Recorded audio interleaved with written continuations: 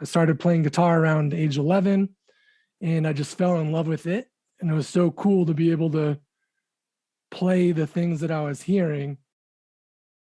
What I'm most interested about is how people can approach their lives, their work, and enrich it through creativity.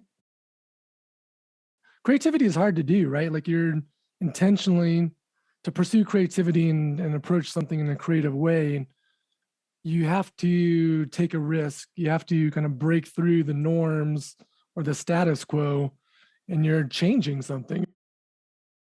How do you activate your own style? Like, how do you tap into that authenticity of what you really want and bring it out? Well, as you can guess, we're exploring creativity today, guys. This is going to be fun, so let's go.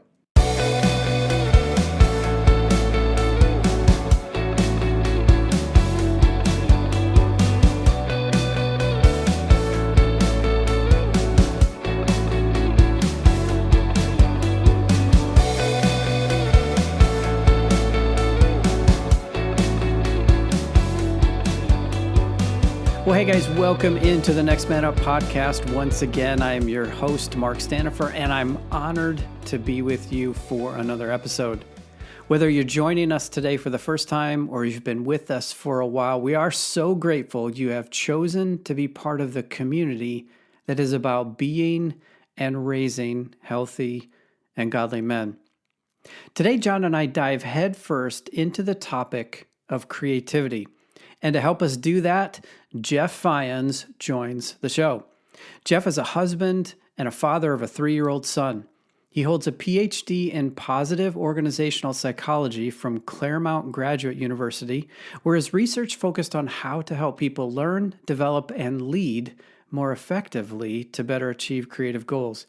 He's an avid music creator and guitar player, and his latest music project, inspired by, for, and with his son, have been dubbed Beastie Boys for Babies. He also works with creators and entrepreneurs as a coach, helping them bring their biggest ideas to life.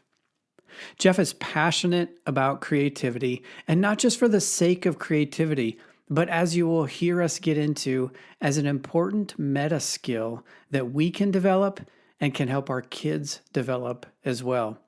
And as you will notice, Jeff inspired me to be a little more creative in producing this episode. So you will hear a few samples of his musical alter ego, MrBoodaddy, along the way.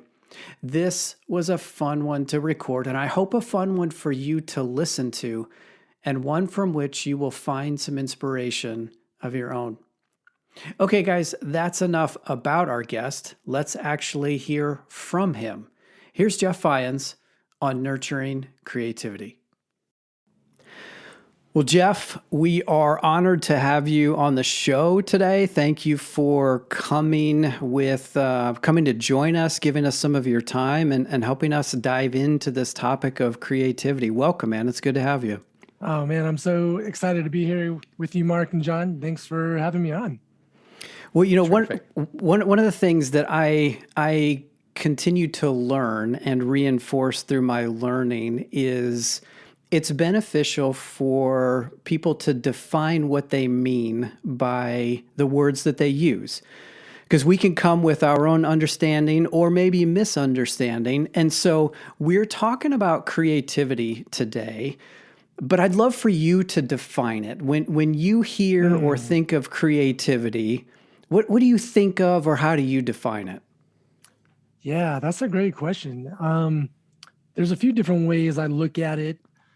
And so one, I got my PhD, I studied creativity. And so my scientific brain wants to define it scientifically as something, doing something that's novel and useful to some social system, right? But that's pretty academic, that's pretty scientific. I think more in an everyday realm, practical realm, when you really boil it down in its essence, creativity is doing something authentically meaningful, purposeful, or interesting to you as a person, right? It doesn't have to be this big world-changing innovation. You don't have to be Elon Musk to be considered creative, right? Creativity is an orientation on how you live your life and how you approach the things you do, right? Adding your own flavor to something, modifying the recipe just a tad to make it more, enjoyable or a little bit different. So yeah, I mean, I think you can look at creativity on the spectrum from the everyday creativity in its essence is doing something new, something interesting, something meaningful truly to you. And then you can zoom out to that world-changing big C creativity where, wow, this is an innovation that's going to change the whole world or change the whole industry. But what I'm most interested about is how people can approach their lives, their work, and enrich it through creativity. I love that answer because I will admit, and it's a little bit embarrassing to admit, but I've admitted other embarrassing things on this show. For a long time, I perceived myself as not creative, and primarily because I defined creativity very narrow, like art. I defined art very narrow, like a paintbrush on a canvas or hands on wet clay. Like that was my narrow definition of art, which then translated to a narrow definition of creativity. And I love the way you opened it up well beyond maybe our stereotypical understanding of creativity. Yeah. And that's a common thing. Like people, and it breaks my heart. So many people like, oh, I'm not creative, right? And they have that stereotype as if you're you're not creative unless you're an artist or a musician or a writer or something in that realm. But no, really, like creativity can be from any domain, can be applied to anything you're doing. Everyone's creative. My belief is everyone is creative.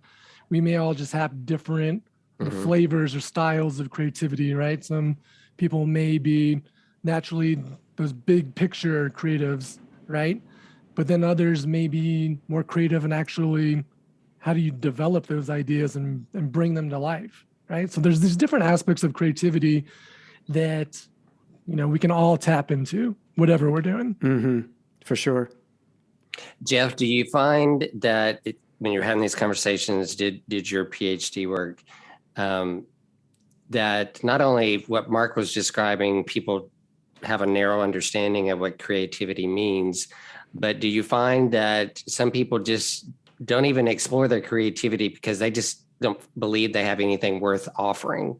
Yeah, I think so. I think that's true. Like I do see that, and it's heartbreaking to me. Like, but I think it's that a lot of that stems from maybe how they were raised or what environments they were a part of, even some of the schooling systems, like its education systems, they're not always set up to really activate and cultivate that creativity. They can be more set up to kind of point people towards finding the right solution and answer versus coming up with their own possibilities and crafting it and molding it into something, of their own or something new and, more emergent. So there's a lot of things that kind of can hold people's creativity back, and some of it could be culture, schooling, or just the mindset, just thinking too narrowly of creativity is just if you're an artist or just if you're a musician, right? Yeah. I think I'm curious to get your reaction, both of you, to this statement, but I think for men in particular, creativity can be a barrier or a wall that we have a hard time getting past, because often creatives or creative endeavors, artistic endeavors, are so tied to emotions, and we have such a hard time dealing with our emotions that in that creative space we get a little scared or we get intimidated, or it's like, that's weakness, or that's for sissies or whatever, right? Like again, maybe you heard that growing up as a kid, or maybe your friends said that to you as a kid. But I think there's also that impediment just because we're we're men that gets in the way of us embracing creativity. Yeah, no, I think you're right. I think that is, there's these norms. Like creativity is hard to do, right? Like you're intentionally to pursue creativity and approach something in a creative way. You have to take a risk. You have to kind of break through the norms or the status quo, and you're changing something. You're doing something new. And whatever group or social system you're in, even just yourself, like there's that resistance anytime you're trying to change or the status quo. So it can be disruptive internally and for other people. And like you said, yeah, there could be those stigmas that, oh, creativity is too emotional, it's too flowy or spontaneous or emergent and unpredictable. I need that linear checklist, that plan where I can say, check, check, check. Okay, next step, here's this check. Work harder, get more done, more effort equals more results. But yeah, the creativity part doesn't always work that way, right? Like the more effort you put in terms of like hard work, it doesn't always mean better results or more creativity. And creativity is a little more ambiguous. You need to kind of surrender a little bit to trying to control what's happening and instead, see how you can balance control with unpredictability and flexibility. And it can be a weird space for people to be in just because we want that certainty. We want that next step. We want to show that we are providing those results objectively. And yeah, so I think you're definitely spot on with some of that. Like it can be associated with more the feminine side or more the open side where, some men are, they're really focused on getting things done and showing their worth and the results and proving something. I think even the words that you just used are an example of what makes guys a little bit uneasy. Lack of certainty, lack of control, lack of objective results or whatever, more spontaneous. And I'm not saying this is all guys, but I think your invitation is to define creativity a little bit bigger, but also you got to get comfortable with being uncomfortable and getting out there into some of that unknown space. At least that's what it's how I'm processing it. It's what I'm hearing you say. Yep. Yeah, I agree with that. Like creativity is all about, you're venturing into the unknown a little bit, right? Incrementally or radically, but you have to get used to and confident and courageous venturing into that creative zone because you don't, as much planning as you want to do and as much planning and research as you can do before you take on a creative project or goal, there's so much that's going to be unexpected and unpredictable and both in positive ways and negative ways, right? Like you just can't see everything ahead of time. And when you're venturing out in the creative, innovative realm. So yeah, part of creativity is really building your creative confidence, your courage to be uncomfortable and to take on and embrace that discomfort, to embrace feeling like an imposter, to accept that self-doubt and worry that, hey, there's a chance I may not be able to pull this off, but making that commitment to go after it anyways. So just an observation here, Jeff, when you put out, an album and song titles like, what is it? Pet Your Belly Like a Hippo. Yeah. Right. That's pretty uncomfortable titles. Like, I hope people received it. You know what I mean?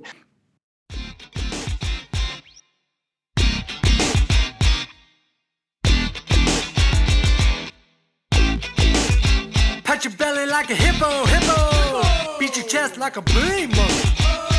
Hiss like a snake. Looking good, feeling great. Pat your belly like a hippo, hippo. Beat your chest like a bully monkey. Hiss like a snake. Looking good, feeling great.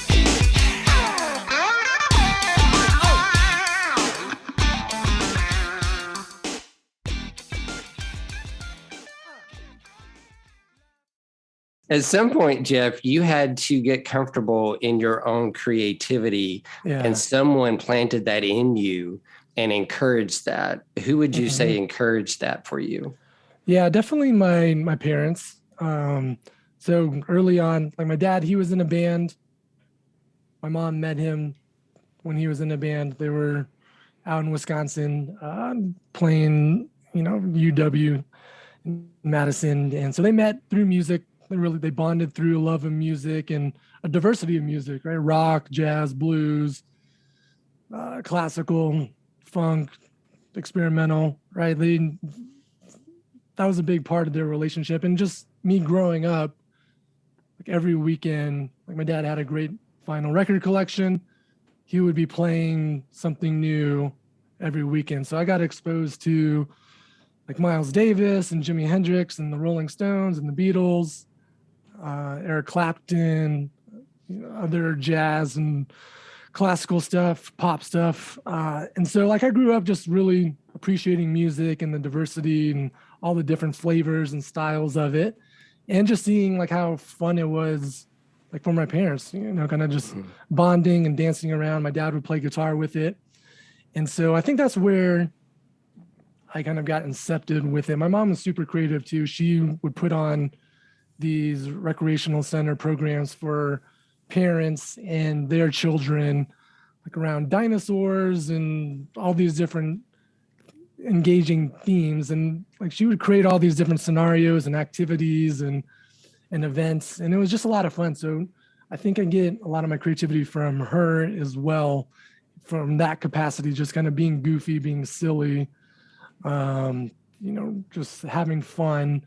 And the music, music was kind of the catalyst for sparking my creativity. I started playing guitar around age 11 and I just fell in love with it. And it was so cool to be able to play the things that I was hearing. And I just wanted to keep going and going and going and getting better and better and practicing and just developing my guitar skills so I could be more creative on guitar and play, even more challenging pieces. And I just loved it. And so that worldview, like I think I was able to apply that to other domains. And I was really interested in like, how do I develop my own style on guitar? How do I write my own songs?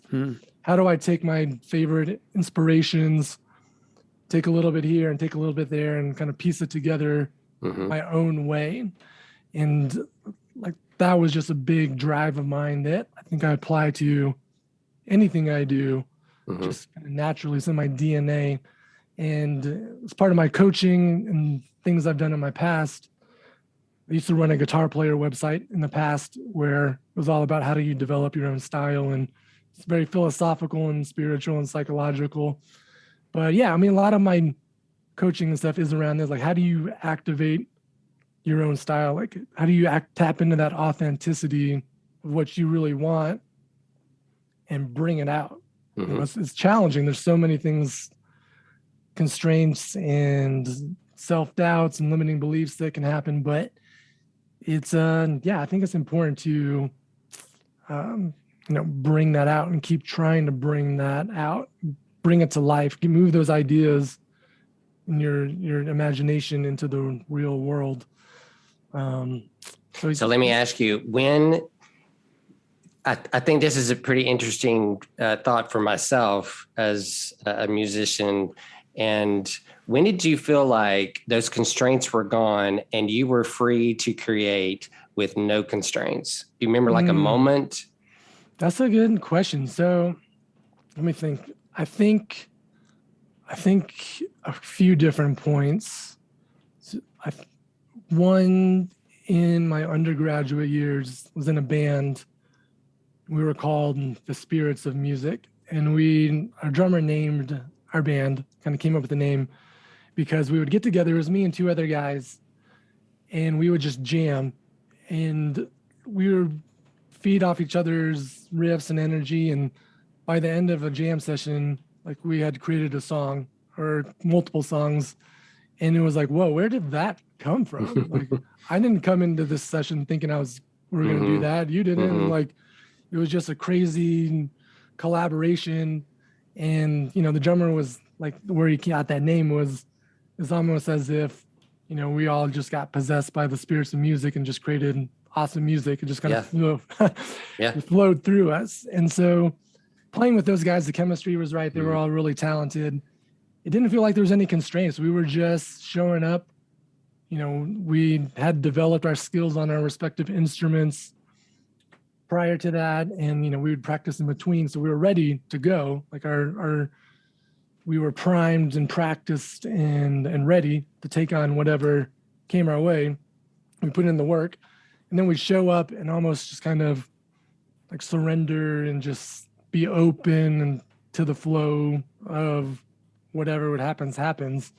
And so, yeah, they're like during those jam sessions, even when we were playing live, when we had our set list and songs developed, improvisation and just being in the moment was so key to what we did. And we never played like the songs exactly the same twice, right? And it was just a very free, no constraints, kind of like just channeling music and creativity in a very raw, pure way. It was very exhilarating. So that was the first one, kind of the first deep time like that. And then I think recently, like I'd kind of gotten off music over the years. Our band didn't work out. Got, the real world and different jobs and things. So like my attention towards music kind of getting less and less.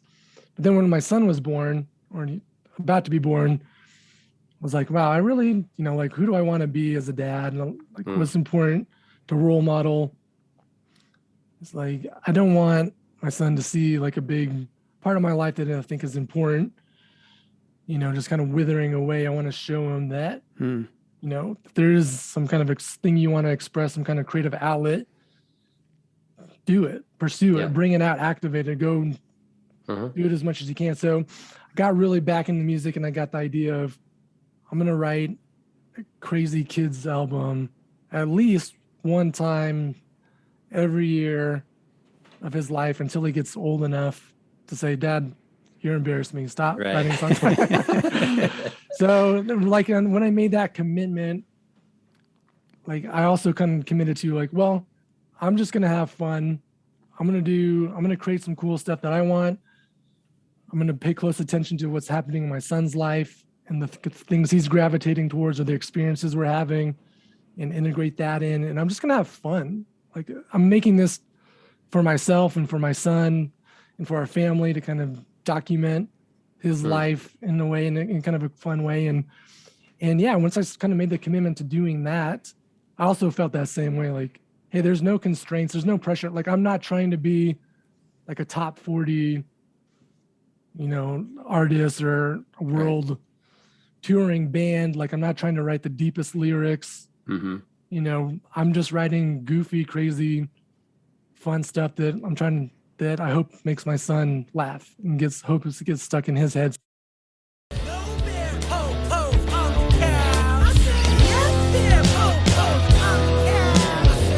me out the bath, Mom, I gotta do something. Sneaky past my daddy, he ain't ever seen it come. Tiptoe, then it's time to start running. Go! There's a naked boy jumping. Oh, no, yeah! I'm a naked boy jumping on a lovely boy. They'll never see me, boy. Slippery, giggly, dingy boy. I'm DD. You'll never get me now. Go there, ho, on the cow. Yes, there, ho, on the cow. Go there, ho, on the cow. Really felt like a lot of pressure was off me, like prior to like looking back, trying to write music, you're trying to be deep and profound, and you're overthinking your lyrics, and like, there's just so many things you're kind of worried about. But this time around is really like a very pure, intrinsically motivated project and endeavor and commitment. It's like, I don't care what anyone else says. I'm going to do what I think is fun and creative, and what my son thinks is fun, and have that be just a fun experience for us and our family. And I'm just going to ride it out as much as I can. John, that's a great question, and Jeff, a great answer. I hear there was so much good stuff in there that I don't want to fly over and fly past. So let me just pull out a few of the things that I heard. Whether you intended it this way or not, I heard a little bit of a formula for creativity, and it is doing the work on the skill, and then in the moment being fully present and cooperating in the moment, right? Like as your band was coming together to jam, the work was done to practice and train and kind of perfect the craft outside. But then you gave yourself to the process and the moment, and we're just fully present. So the practice and then present is kind of a formula that I hear. Love that. I love the question that you asked a number of years ago. I don't want to miss this for the audience. The question was, who do I want to be as a dad? And then the path that took you down, the thought process that took you down, and then the element of just having fun with it. Like John said that one of the song titles is "Pat Your Belly Like a Hippo." The one that caught my attention was "No more popos" or "No wet popos on the couch" or something like that. No bare popos. Bare pose. There it is. But like just having fun with it, with no expectations, no pressure, no constraints. You guys used that word a couple of times, but like those are some nuggets that I heard coming out of your answer that I didn't want to just pass over. No, yeah. Thanks for reflecting that back. I appreciate that. And yeah, I think that's a big part of creativity, right? Like it is embracing kind of like these paradoxes and dialectics, right? Like practice, you're focused, you're prepared, you're doing everything you can consciously to get ready. And then you have on the other end, when it's time to perform or time to create, one of the best things you can do is to let go the self-consciousness, just get in the moment and, try to tap into that flow. And I like that. I like that. One of the things that I know you've said is that every dad needs a creative outlet. And I'd love for you to talk a little bit more about why, and also distinguish for me and for the listeners the difference between an activity and a hobby and something that can get our time and attention as dads, and the specific creative outlet. Why do I think it's important for dads to have a creative outlet? It really comes down primarily to role modeling, but I also think, kind of stepping back a little bit, like we all have something in us that we've always wanted to do, or that, it'd be great if once I do this and this, I'll get to this thing I really want to do, or thing that I've been thinking about, this project, or I'm going to learn this new skill or dabble in this. Like we all have something in us that we want to get out, right? And it may be weird or silly or strange to other people, but to us, it just makes sense. And so I think starting, being a good role model for your kids starts kind of looking within you. Like, what is it that I want? Like, how can I bring more fulfillment to my life? How can I bring more joy or creativity or more flavor to my life, even if it's just 20 minutes a day on this hobby or this project, right? You're going to be more present with your family, with your son, with your daughter. If you're, if you feel like you're creating progress on something that matters to you, if you feel like you're just being blocked and you're just suppressing this thing inside you, that's going to cause stress. It's going to come out in negative ways. Your attention is going to be fragmented a little bit. You're not going to be as present with your family as you could. So one, it starts just from that internal space, like cultivating yourself and proving to yourself that, hey, I have these ideas, I have these desires, these projects I want to do, this creativity within me. I'm going to pursue it, right? And that's going to bring more fulfillment to your life as a dad. But when your son sees that, that opens up a whole other avenue, right? Like in terms of your son's development, like now your son is watching you, they're learning, hey, if there's something that's really important to me, I can go after it. I have the permission to go after it, whether regardless of what other people are saying, if they say it's weird or it's goofy or it's not going to work, like I can go after it. I can be proactive. I can be an active agent in my life and do that. They're also going to see you overcoming struggles and obstacles, right? Mm-hmm. And working through things, figuring things out, coming up against roadblocks. So it's going to also role model resilience and just creative thinking and problem solving for your kid as well. Like, wow, like my dad got stuck doing this and this and this, but then he figured it out and here's how he did it. Like, it's going to open up that avenue for them as well, right? It's going to teach them hard work, grit, persistence, curiosity. Like I think a lot of maybe men, like kind of going back to what you said earlier, curiosity, a lot of men may avoid that, kind of like, or being curious or like, I'm curious about this, I'm interested in this, but, it's not completely tied to an objective result or outcome. So I'm just going to move it aside and go over to something here. It's like a big part of creativity is following that curiosity and like, oh, I wonder if I did this, if this would happen, kind of that experimental nature. Mm-hmm. So your son sees that too and sees that that's okay and sees how to embrace curiosity as a pathway towards success and creativity and fulfillment. And I think that's really important as well. So like kind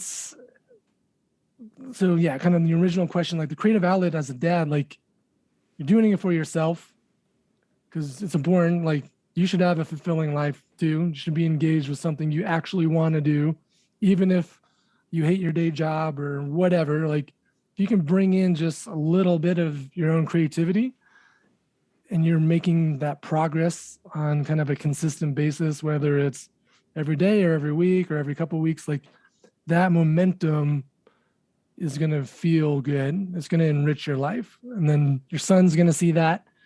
They're going to learn a lot, curiosity, resilience, grit, persistence, problem solving, decision making, courage, right? They're going to learn a lot of that from you as you're role modeling that. And then kind of the third thing is you can involve your son, you can involve your kids in what you're doing, and they're going to love that. It's going to be a beautiful experience, a beautiful memory between you two.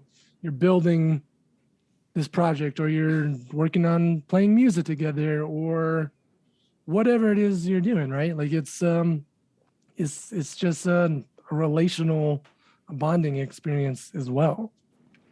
No, that's good, man. Because I think what you're getting at here, I am reflecting back again, part of that coaching skill. Yeah.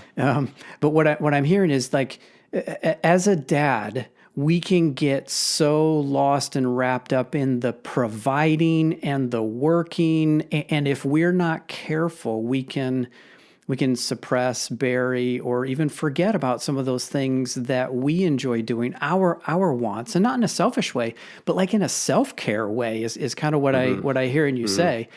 As we do that, and I'm thinking back in my own life to a couple of examples, some in the past, some more recent, as we do that, we're modeling, and as you said, we're giving our kids permission to pursue what they're curious about, or pursue the things that they want, or to make these type of curious, creative pursuits part of how they operate in life as they go forward. You said it much simpler. We're modeling it for them.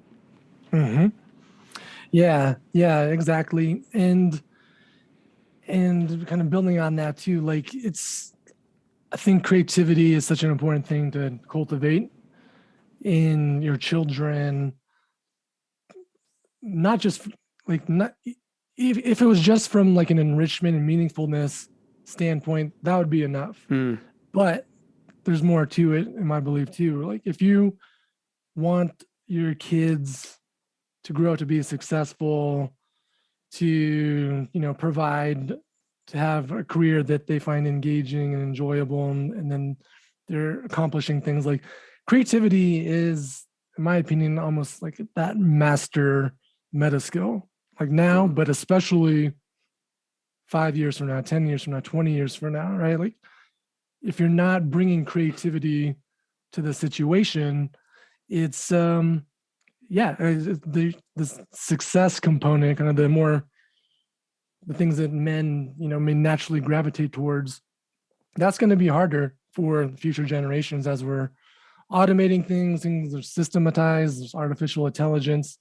So we need to learn creativity as a skill, as even like a hard skill. Like how do you approach a problem in a creative way? How do you add to something? How do you see a problem versus how do you solve a problem? Right? A lot of creativity is just being able to spot the gaps or the opportunities and not just have someone tell you, hey, figure this problem out, figure this one out.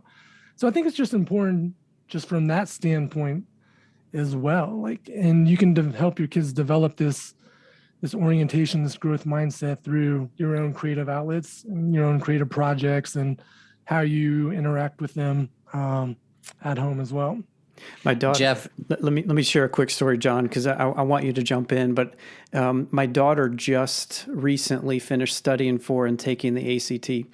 It just is part of her process in this season, and the conclusion I came to in watching her and my wife prepare and go through it and talk about techniques is and I'm a little slow. I will admit that the ACT isn't measuring intelligence as much as it is measuring capacity to take the test. And in that capacity to take the test, there's all kinds of creative ways to see the problem, as you said, not just solve it.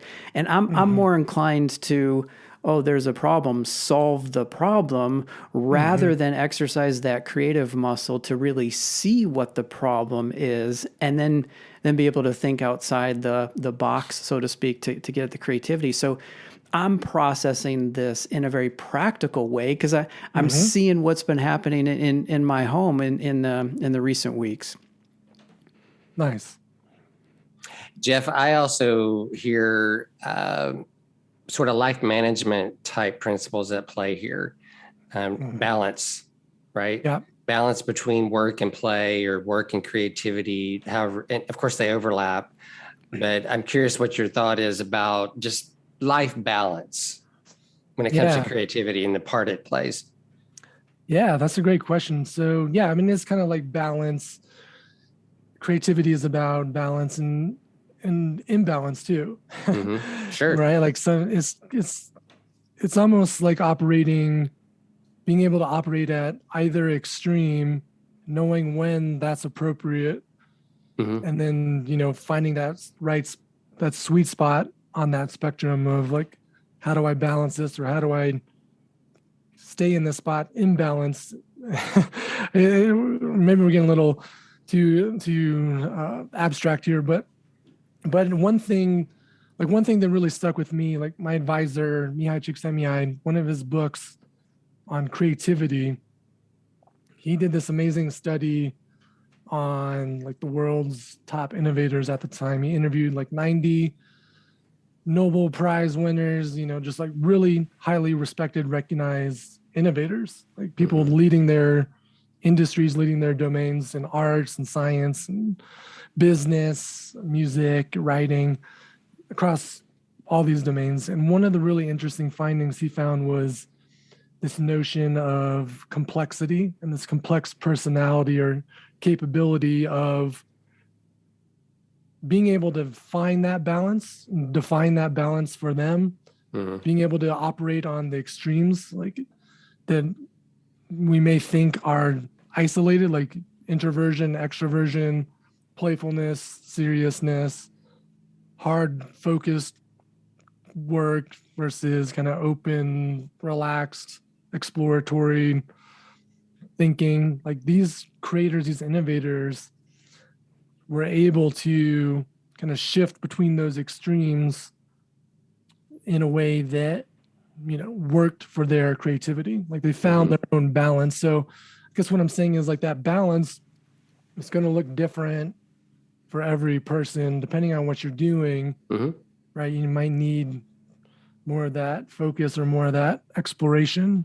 And depending on kind of what stage of like the creative process or journey you're in, like it's also kind of a paradoxical thing, right? Like the beginning part of the creative process is very open, exploratory, it's reflective. You're just kind of playing with information, you're generating ideas, a lot of ideas, you're being curious, you're kind of just in this open space. And that's really conducive to that, to the generating ideas, that first phase. But then you move into more of like the developmental or implementation phases of your creative idea. That's when you need to get more focused. You need to kind of buckle down.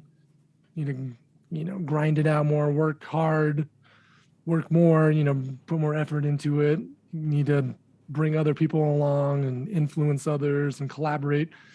So it is like balance is going to look like different things at different times. Yeah.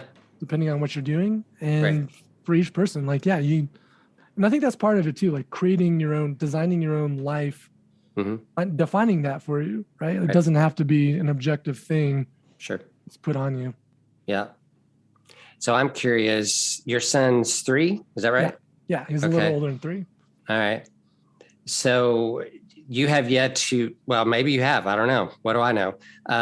You have yet to start watching him be a creative, right? At least not to a level of a, let's say a 10-year-old. Yeah. So as you are fathering your 3-year-old as he gets older and starts exploring his own creativity, how do you see your role? What does that look like? Yeah. So I view my role like right now as, okay, how can I expose him to a wide diversity of activities, of experiences, of situations, people? Because I think it's really important for parents, for dads, to try and do that, right? Either through books, like, you can do that through books and different types of stories and things, or lived experiences or whatever. But I think, when they're young, you want to expose them to a lot of things because you don't know exactly what they're going to gravitate towards or be curious towards or have a natural talent in or be energized by. Like, and I think that's important. Like when you're identifying creative strengths in your kids is that like you want to see what they naturally gravitate towards, not what you as a parent want them to do. Like those may not line up, right? You may want, hey, my son's going to play football because I play football and blah, blah, blah. Like you're not imposing that on them, or you're trying not to. And you're just kind of seeing, okay, here's this. Do you like this? Do they like, what's going on here? Providing that exposure. So I think that's a key role, is exposure to the diversity of things, to give them the opportunity to really kind of see what they're curious about and interested in and good at. And as a parent, you're paying close attention to. Then I think kind of the next phase is when you see them getting hooked, something captivating their attention more than other things, you kind of double down on that, right? You go deeper, you go, you kind of build around that or give them more opportunities around that. You kind of see what else they can do with it. Maybe you get them in a program, maybe, you just get more books around the subject. But I think as a parent, you want to encourage that, double down on those things. For my son right now, like, that's where like I didn't force this on him. Like he loves music. And I think, because it was just such around him so much. Sure. Yeah. Up and he loves playing a little fake trumpet, and we got him a little drum set that he loves banging on, and he loves strumming my guitars and keyboards. And I think he might be a singer when he grows up. He really, really loves Mick Jagger. And, nice. And so come up in this microphone and start singing that. And he loves Aerosmith, Walk This Way. And so like we're kind of expanding on that, doubling down on that with more access to instruments, just showing him more bands, concert footage, the books. We got some musical type books around that. And then another thing, like he's just really into superheroes, and just like that world, that pathway is like his imagination just goes wild with it. Like the stories he's creating, the worlds he's creating, in just how he's playing by himself and with others. Like it's really, it's special. It's different. Like it's naturally energized and talented in that space. And so try to fuel that imagination and play with them in silly ways, and, you know, pretend, you know, just everyday object is, oh my gosh, like that's not a cup. That's a secret potion that can turn you into a super Captain America. And he's like, oh my gosh, you know, and then he comes up with some stuff, and then you're just kind of, it's like an improv. Sure. Yeah. So That's great. Kind of some of the things we're building on, like, and as a parent, yeah, you can kind of like approach that as like I've never taken an improv class, but it's like that concept of yes, and kind of augmenting their reality. You're talking to them in a way where this expanding their imagination. You're kind of almost like in a positive way, you're challenging them to think of something new and different as well, versus just saying, this is that, here's this, do that. But yeah, so I mean, that's kind of where I'm at as a dad. But yeah, he's not in like kind of that hard practice or skill development stage yet, of course. Right. But right now it's all about like kind of fueling his curiosity and imagination. And regardless of whatever he gets into later, like I feel like that's a really strong foundation for anything he goes into, or anything he gets involved with. This may seem a little bit out of left field or kind of an odd picture, but as you were talking, Jeff, I'm picturing a couple of young bear cubs that are out in the spring thaw or in the summer fields, and they're just wrestling and they're playing and they're swatting at each other, and it's play, right? We all recognize that you got these two cubs that are playing. But anybody who has studied the development of that animal, and countless other species of animals, will tell you that it's not just play, it's purposeful play, because these are the movements, the muscle movements and the muscle building and the skill building that they will need as they become an adult. And so I'm picturing these little bear cubs that we're raising, and not just seeing the imagination and the creativity as play, but as really, like you said, the resilience and the grit and the skill building that will be with them as they mature into the men and women that we're trying to raise them to be. I don't know. Maybe it's not as clear for you guys as it is for me, but like that's kind of what I was thinking as I was listening to you talk. Yeah. Thanks for reflecting that back like that. And yeah, that's a good way to approach it too, as a dad. Like, yeah, how do you get into that purposeful play? Because play, regardless of if they're 2 or 3 or 7 or 10, you can be purposeful in your play, and it can be a real beneficial thing. It's not just a feel-good thing, but it is teaching interpersonal skills and imagination and resilience and exploration, right? Like it's key. It's critical.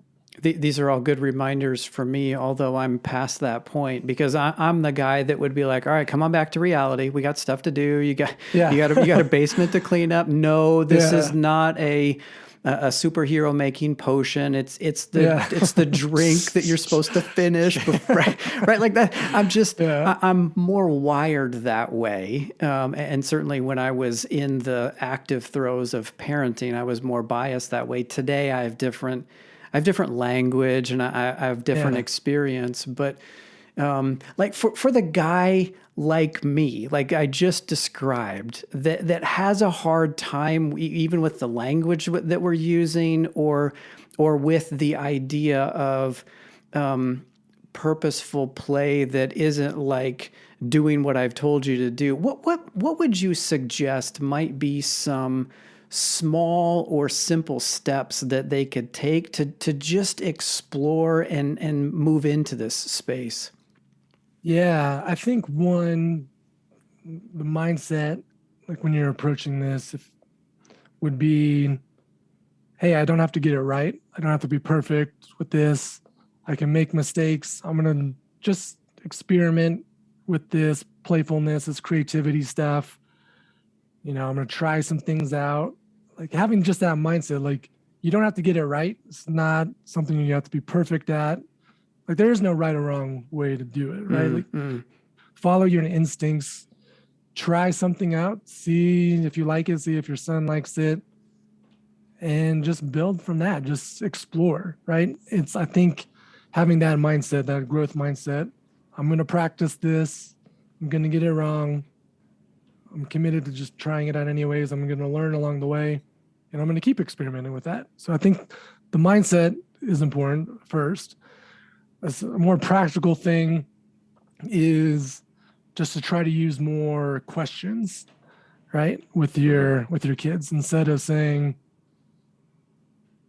I don't know what an example would be, but like it might just be like, rather than telling them something or just leaving something as it is, like, oh, why do you like that? Or what is it about, this thing that you find most interesting? Or why do you think this is fun? Like, what do you enjoy about this activity?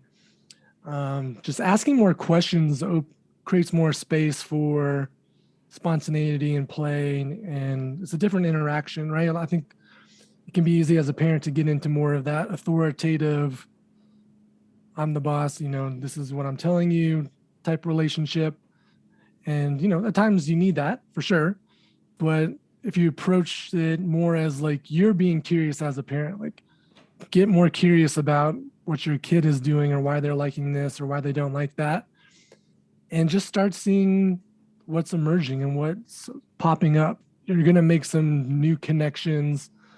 And it's great for kind of developing your kids' creativity, right? Like in the workplace, like if you were a leader, like this is kind of like a coaching approach to your people, right? You're helping them, rather than telling them the answer, telling them directions, you're taking more of a coaching approach, asking questions, getting them to think differently, think of new possibilities.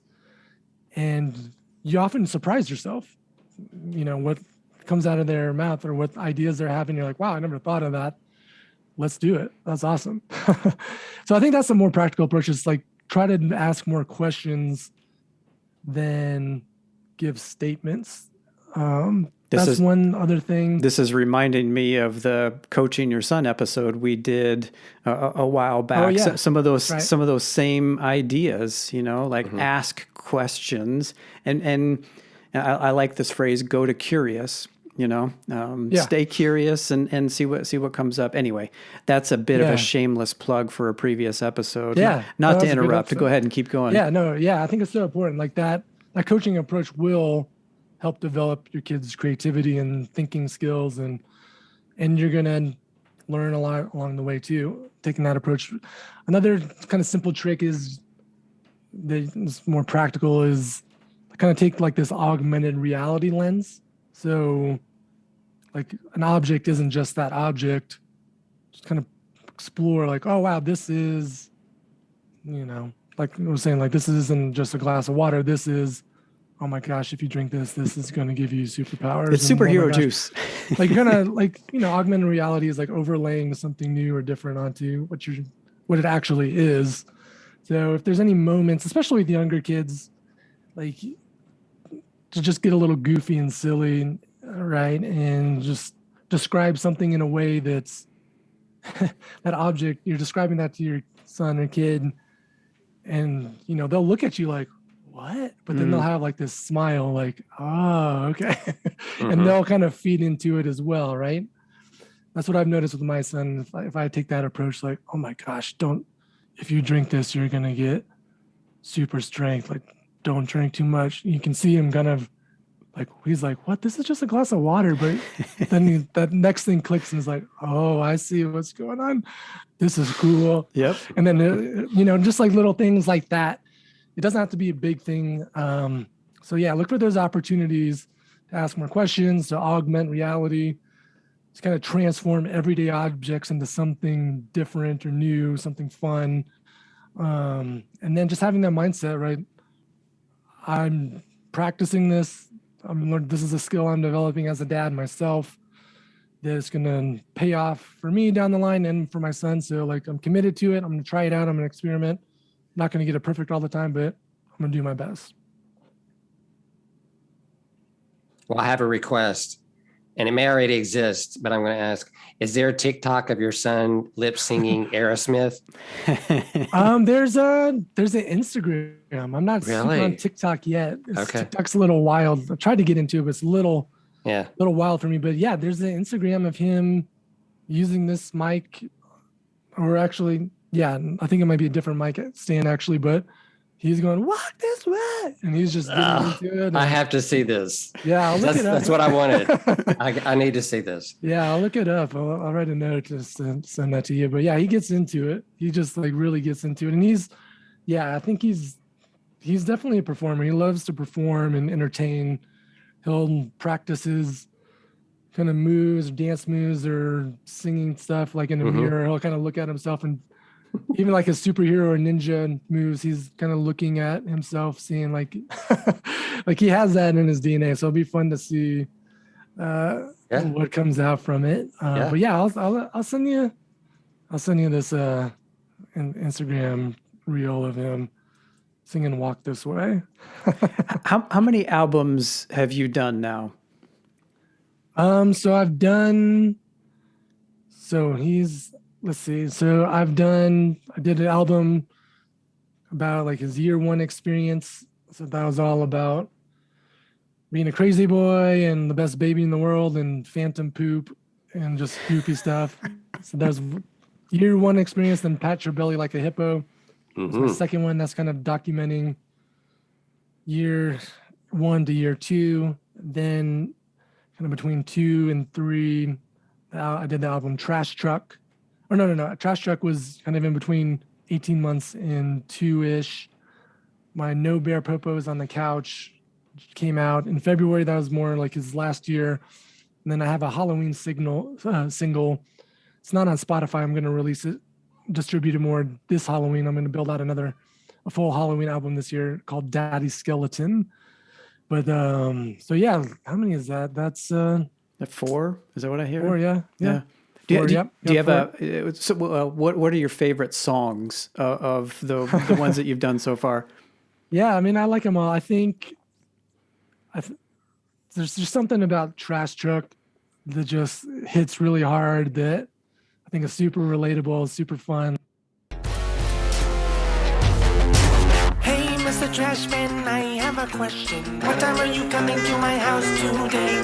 May I request that you don't come during that time? 'Cause Trash Day is my favorite day, and I don't want to miss it. Trash Day! Pick up, go to the Trash Day. Pick up, go to the Trash Day. Pick up, go. Trash Day! Trash Day! Pick up, go to the Trash Day. Pick up, go to the Trash Day. Pick up, go. He just loved trash trucks and loved every morning, every week. Thursday morning when that trash truck came rolling by, we'd be sitting eating breakfast, and then we'd hear the little psh, in the background. Yep. And he'd be like, oh my gosh, trash truck. And then we'd run out. We wouldn't miss it. And then, we were just kind of describing it to him, trash truck, pick up and dump, because that's, kind of his language skills at the time.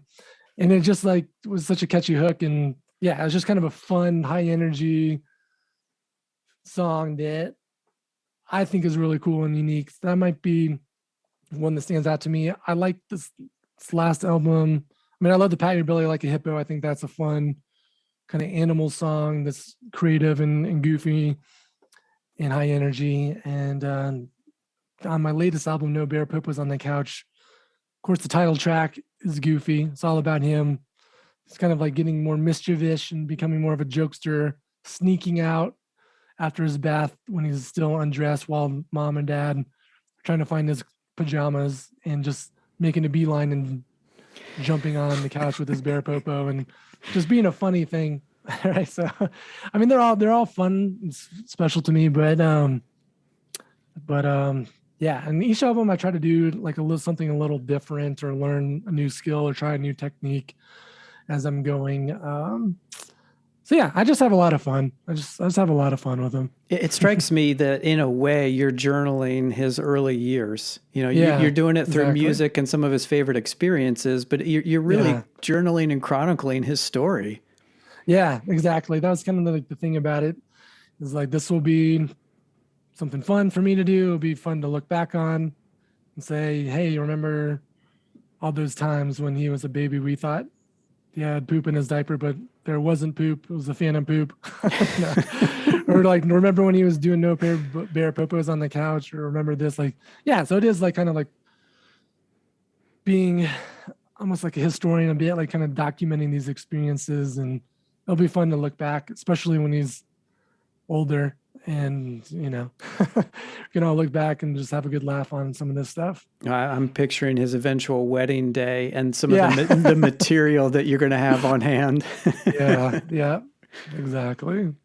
Well, Jeff, when you reached out about having a conversation, talking about creativity, I got really excited, because I know that's not a strength of mine. It's a relatively young muscle that I'm really learning to exercise. And this has been a blast, man. This has been a super fun conversation. I knew you and John would probably connect just because of the musical background and more of that creative bent. But I think what you've really helped me to see, and hopefully our listeners as well, is that, creativity involves both process and cooperation and inspiration and being present.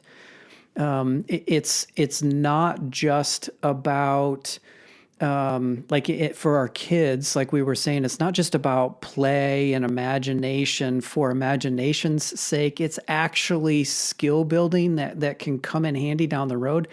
The other thing that I've been thinking is it's a way to supplement, augment the educational process that in the traditional lane is really so focused on getting to the right answer. Like you said before, solving the problem rather than creatively seeing and approaching the problem. So like as dads, as parents, there's so many more benefits to exploring our own and empowering our kids to explore their own creativity than what I would have been able to articulate and think of, which is why we bring on the experts to help us get smarter here. So that's a long way to say thank you for coming on.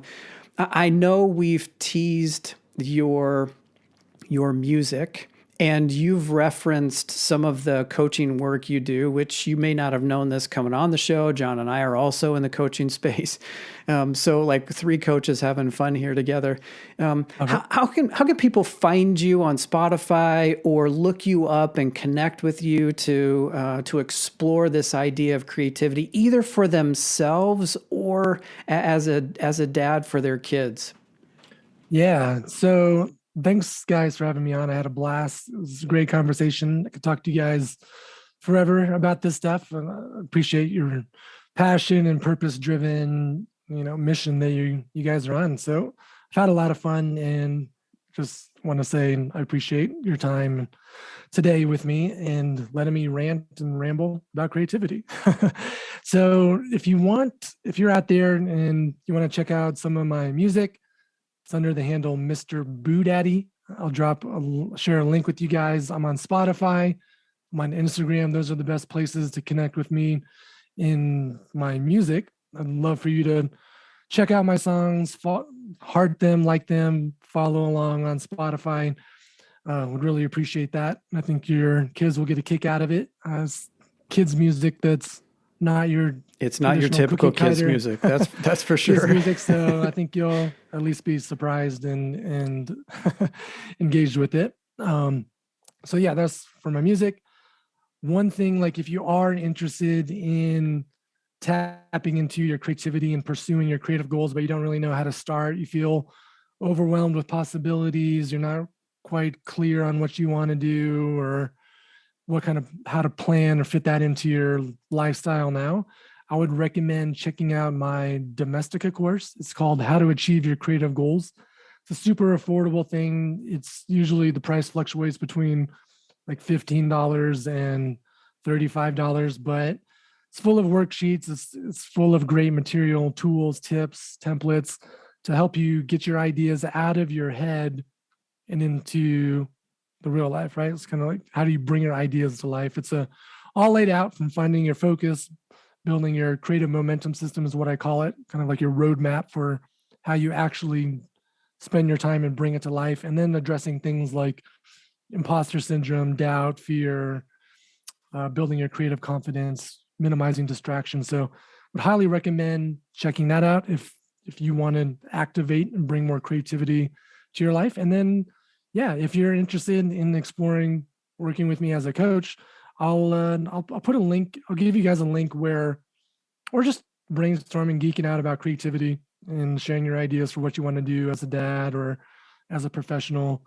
Would love to connect with you. Would love to offer like a 30-minute free coaching session for you around creativity, your creative goals, your entrepreneurial goals, any blocks you're having. So I'll give you, Mark and John, a link where people can just schedule that time with me if you'd like. So that's me in a nutshell. Oh yeah, my website, jefffajans.com. If you want to learn more about me and my coaching practice and what I do, check that out. But yeah, those are kind of the main places to engage with me. And I hope to hear from some of you guys. Yeah, it's cool, man. And as we always do, we'll make sure those links are in the show notes for people to access. Don't have to remember and try to write it down while you're driving or doing whatever you're doing as you're listening. Yeah, and I'll include the link of my son singing "Walk This Way" too. There we My go. Instagram. That's the one that's going to get the most hits. Yeah. John's bugging out waiting for that We one. must have it. Yeah. Well, Jeff, thanks Awesome. again so much for giving us your time and for this really fun discussion on creativity. And listeners, if you want to connect with John either through the music angle or the coaching angle, the information is there. We have created the space to share the information. Now it's up to you to decide what you're going to do with it. So take a step. I don't know what that step is for you, but take that step either as a man and father for yourself or on behalf of your kids, and move further down this creative journey. So again, Jeff, thank you for being with us, and wish you all the best. Thanks so much, guys. Thanks, Jeff.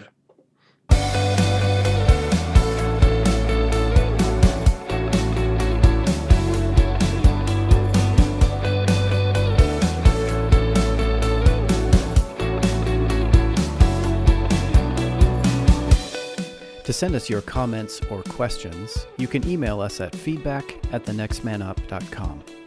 The theme music is by Jacob Stanifer at Jacob Stanifer Music, and this show is part of the NRT Podcast Network.